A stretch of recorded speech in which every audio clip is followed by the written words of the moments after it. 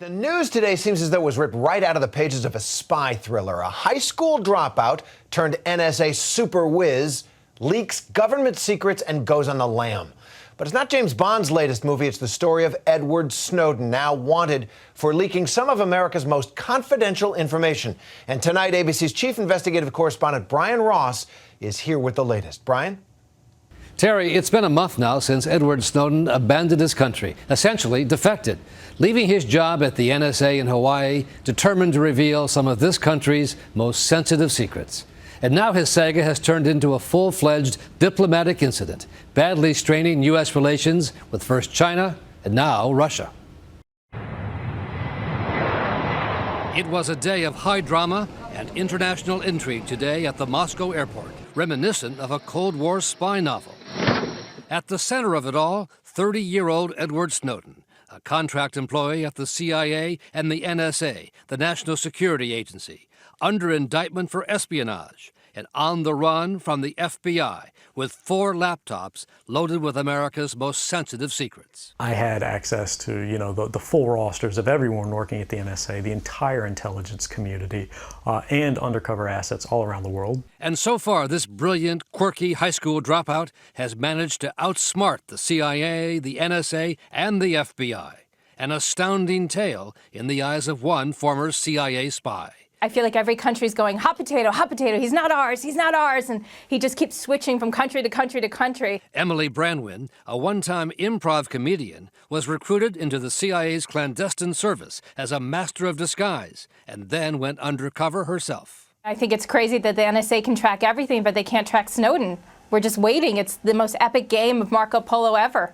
Snowden had been scheduled to fly out of Moscow to Havana Monday on Flight 150 of the Russian airline Aeroflot. But the 30 journalists who also bought tickets on the flight found Snowden's assigned seat in economy class, 17A, empty as the plane pulled away from the gate. I was thinking maybe whack-a-mole, maybe be appropriate too.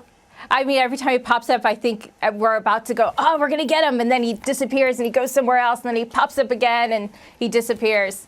The drama at the Moscow airport was no laughing matter for the United States Secretary of State, John Kerry, outraged that Russia is refusing to arrest the American fugitive. It would be very disappointing if he was willfully allowed to board an airplane as a result, and there would be, without any question, some effect and impact on the relationship and consequences. Tonight, diplomats say Snowden is spending the night somewhere in the Moscow airport, but his precise whereabouts are still a mystery, according to ABC's Kirat Radia, who spent the day at the Moscow airport. Snowden doesn't have a Russian visa, so he can't leave the airport. The only way out is for him to take a flight. Amazingly, nobody has seen Snowden since he arrived on Sunday. There's duty-free shops everywhere, and there's cafes, but there's also a bunch of secret lounges and corridors where he could be hiding. They don't want to take him into custody or arrest him or do anything coercive, but they might like to give him a guest house for the night. They might like to have him go to sleep while they get to play with his computers that he's brought along with him. Like a real-life version of Where's Waldo, Snowden is trying to make his way from Russia to Cuba and then to Ecuador for political asylum. All countries only too happy to defy the U.S., and all put on notice by the White House on Monday.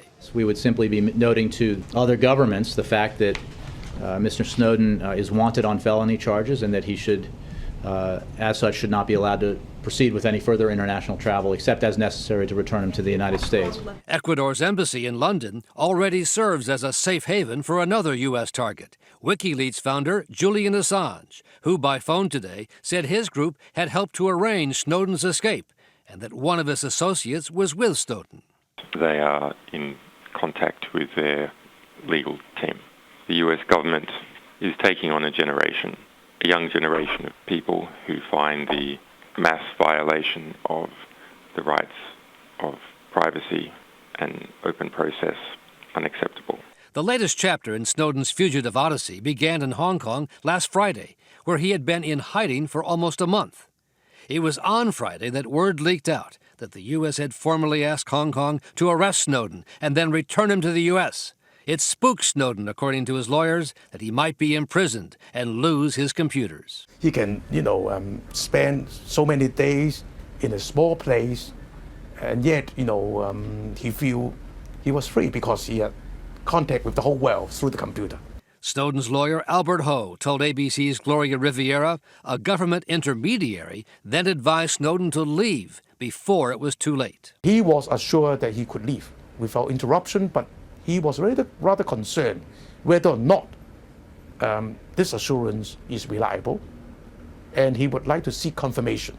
U.S. authorities tell ABC News Hong Kong officials gave Snowden time to get out by stalling on the formal U.S. request for his arrest, claiming the paperwork was not in order, and then failed to tell American officials that Snowden was on the move. This was a deliberate choice by the government to release a fugitive despite a valid arrest warrant, and that decision unquestionably has a negative impact on the U.S.-China relationship. And Snowden was able to make his flight to Moscow from Hong Kong Sunday, even though his passport had been revoked by the U.S. the day before. Hong Kong officials said the passport was not revoked in time by Washington, coming 8 days after the criminal charges were first transmitted, something the White House also denied, including China in the blame. I can say that the Hong Kong authorities were advised of the status of Mr. Snowden's travel documents in plenty of time to have prohibited his travel as appropriate. And I think I did reflect our concern and disappointment in the actions or the failure to act by Hong Kong authorities, as well as the fact that we do not buy the suggestion that China could not have taken action. Ironically, Snowden's countries of choice now, China, Russia, Cuba, and Ecuador, are hardly models of human rights. In fact, Human Rights Watch has called on Ecuador's president, Rafael Correa, to end his assault on free speech, saying he has undercut freedom of the press in Ecuador by subjecting journalists to public denunciation and retaliatory litigation. Snowden's own supporters, including Daniel Ellsberg, defend his use of those countries. He knows very well that most of these countries that he's passing through, and Ecuador itself, have standards of press freedom that we don't want to see in this country, except that we're approaching them, and he's helping us prevent that. So I think that so far he's shown extremely good judgment, and I don't have anything to offer him. I'd congratulate him, as a matter of fact. U.S. officials say they still don't know the full toll of the damage they claim Snowden has done. But Secretary of State John Kerry put it bluntly: people may die as a consequence of what this man did.